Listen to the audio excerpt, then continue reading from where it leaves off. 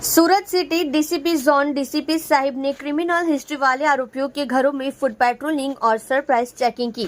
सूरत शहर में law and order बनाए रखने के लिए जोन 6 डीसीपी श्री राजेश परमार के गाइडेंस में सचिन पुलिस ने सेंसिटिव एरिया में फुट पेट्रोलिंग की और क्रिमिनल हिस्ट्री वाले आरोपियों के घर पर सरप्राइज चेकिंग की।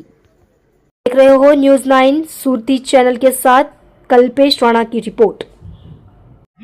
સુરત શહેરના પોલીસ કમિશનર માનનીય શ્રી અનુપમસિંહ ગેહલોત સાહેબની સૂચના અને માર્ગદર્શન મુજબ સિનિયર ઓફિસરો અને છેક લોકલ પોલીસ સ્ટેશનના સ્ટાફ અને અધિકારીઓ તરફથી અવારનવાર પોલીસ સ્ટેશનના અલગ અલગ વિસ્તારોમાં કોમ્બિંગની કાર્યવાહી હાથ ધરવામાં આવે છે।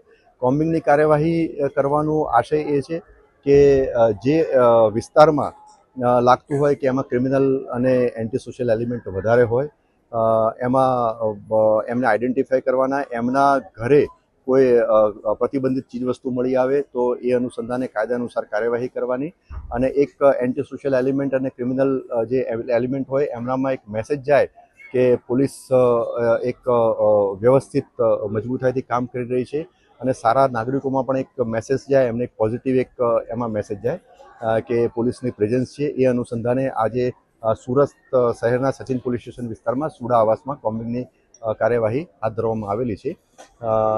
સચિન પોલીસ સ્ટેશન સિવાય સચિન જીઆઈડીસી, ડિંડોલી અને ભેસ્તાન પોલીસ સ્ટેશનના પણ અધિકારી અને કર્મચારીઓ આ કોમ્બિંગની કાર્યવાહીમાં જોડાયા છે।